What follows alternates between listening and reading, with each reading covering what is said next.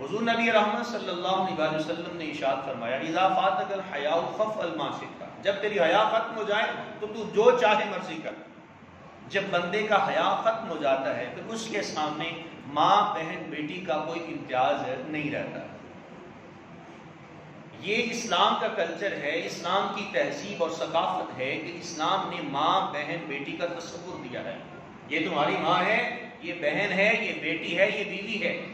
ماں کے ساتھ کس طرح سے پیش آنا ہے، بہن کے ساتھ کیسے پیش آنا ہے، بیٹی کے ساتھ کیسے پیش آنا ہے، بیوی کے ساتھ کیسے پیش آنا ہے، یہ اسلام نے تصور دیا ہے۔ لیکن اس کے مد مقابل میں آپ یورپ میں دیکھ لیں، وہاں کسی بھی چیز کی تمیز نہیں ہے۔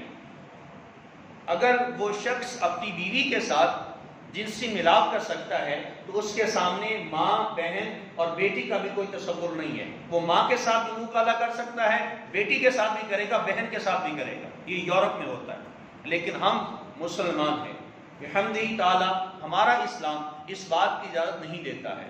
ہم صرف اور صرف جس کے ہیں اسی کے ہیں۔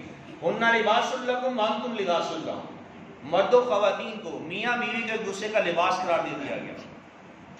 لیکن جب حیا ختم ہو جاتی ہے تو اس کے سامنے پھر یہ تصورات بھی ختم ہو جاتے ہیں۔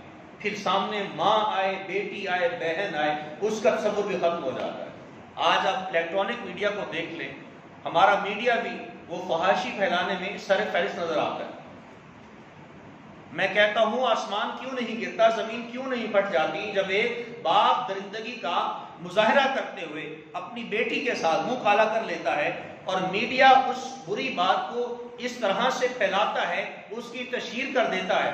میں کہتا ہوں کفار بھی پیچھے رہ جاتے ہیں۔ کفار جب وہ زیادتی کیا کرتے تھے، زنا کیا کرتے تھے، اپنے گناہوں کا چرچا کیا کرتے تھے، اور زمانے جاہلیت میں گناہ کرنے والا شخص بہت بڑا معتبر سمجھا جاتا تھا۔ یہ شخص بڑا معتبر انسان ہے جس نے زنا کی، سے شراب پی ہے۔ آج یہ وہی زمانہ چل رہا ہے، اس میں نوجوانان ملت شامل ہیں، دختران اسلام شامل ہیں، اولاد آدم شامل ہیں، بیٹے شامل ہیں، بیٹیاں شامل ہیں۔ گناہ کرتے ہیں، گناہ کا تذکرہ کرتے ہیں، میڈیا سر فہرست ہے۔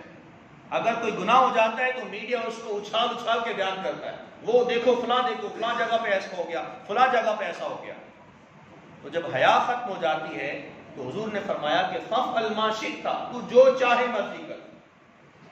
ایک حضرت سیداتنا خلاد رضی اللہ تعالی عنہ، یہ ایک بڑھیا خاتون تھی، ان کا جوان بیٹا وہ کسی غزوہ میں شہید ہو گیا۔ جب حضور علیہ السلام کی خدمت میں حاضر ہوئی تو انہوں نے برقع اوڑھ رکھا تھا، اپنا چہرہ بھی ڈھانپا ہوا ہے، جسم کے اوپر بھی کپڑا موجود ہے۔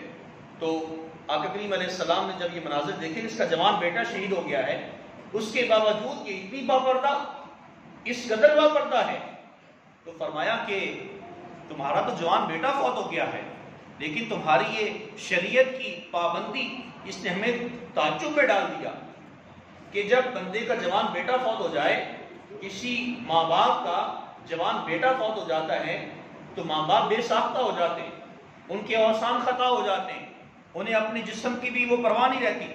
لیکن یہ عالم ہے کہ تم نے برقع بھی اوڑھ رکھا ہے، چہرے کو بھی ڈھانپ رکھا ہے۔ اس عورت نے بڑا خوبصورت جواب دیا۔ میں کہتا ہوں آج کل کی دختران اسلام، میری ماں، میری بہن، میری بیٹی، میری بیوی کے لیے ایک مشعل راہ ہے۔ اس بڑھیا خاتون نے کہا میرا بیٹا مرا ہے، میری حیا تو نہیں ختم ہو گئی، میرا بیٹا مرا ہے، میرا بیٹا راہ خدا میں شہید ہوا ہے، میری حیا تو نہیں مر گئی۔ آج میرا بیٹا، میری بیٹی جب دنیا سے جائے تو ماں باپ اس قدر روتے ہیں، اس قدر آہو بکا کرتے ہیں، بین بین کرتے ہیں، سینے کو چاک کرتے ہیں، اپنے رانوں کے اوپر ہاتھ مارتے ہیں اور شریعت کی دھجیاں اتار دیتے ہیں، اور وہ رو کر یہ ظاہر کرتے ہیں ہمیں اپنی اولاد سے بڑی محبت ہے۔ ماں باپ کا دکھ وہ کوئی بندہ نہیں جانچ پڑتال کر سکتا۔ آقا کریم علیہ السلام کے صاحبزادے حضرت ابراہیم رضی اللہ عنہ کی مثال ہوا تو آقا کریم علیہ السلام کی آنکھوں مبارک سے آنسو جاری ہوئے۔ آنسوؤں کا جاری ہونا یہ ایک اندر کا احساس ہے، ایک محبت ہے، آنسو جاری ہو جاتے ہیں، آنسو کو روک نہیں سکتا، لیکن بین بین کرنے سے منع کیا گیا۔ اس عورت نے کہا میرا بیٹا مرا ہے، میری حیا تو نہیں مر گئی۔ یہ آج کل کی ماؤں، بہنوں، بیٹیوں اور بیویوں کے لیے ایک بہترین سبق ہے۔ جب غم آ جائے، جب دکھ آئے، جب کوئی دنیا سے چلا جائے، تو اس صورت میں آ کر اپنے گریبان کو چاک نہیں کر دینا ہے، اور اس صورت میں آ کر اللہ رب العالمین کو شکوے نہیں کرنے ہیں۔ ہم لوگ ایسے ہوتے ہیں، رو بھی رہے ہوتے ہیں، شکوے نہیں کر رہے ہوتے ہیں۔ اللہ سائیں تینوں کی منظور سی تو میرا پتر لے لیا، یہ شکوہ ہے، یہ اللہ کی بارگاہ میں شکوہ کر رہے ہیں ہم لوگ۔ ہمیں تو یہ کہا گیا کہ اللہ کی رضا میں راضی رہنا ہے، اللہ نے جو مال دیا تھا وہ لے لیا، لیکن اس عورت کا یہ جملہ یہ ہر ایک اعتبار سے بڑا معنی رکھتا ہے۔ کہا میرا بیٹا شہید ہوا ہے، میری حیا تو نہیں بڑھ گئی۔ تو حیا جو ہے یہ دین کا ایک تشخص ہے، دین کی پہچان ہے۔ جس شخص میں حیا باقی رہتا ہے اس کا ایمان بھی باقی رہتا ہے، اور جس میں حیا ختم ہو جاتا ہے اس کے ساتھ ہی ایمان بھی رخصت ہو جاتا ہے۔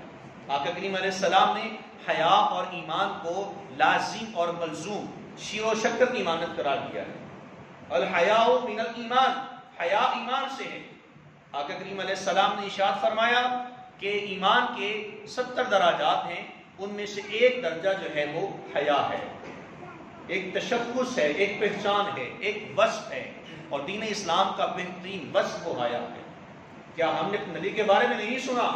آقا کریم علیہ السلام کے بارے میں مشہور ہے جسے مبارکہ میں فرمایا گیا کہ ہمارے نبی صلی اللہ علیہ وسلم ایک کنواری دوشیزہ لڑکی سے بھی زیادہ باحیا تھے، با پردہ تھے، نگاہوں کا پردہ ہوا کرتا، آنکھوں کا، کانوں کا پردہ ہوا کرتا۔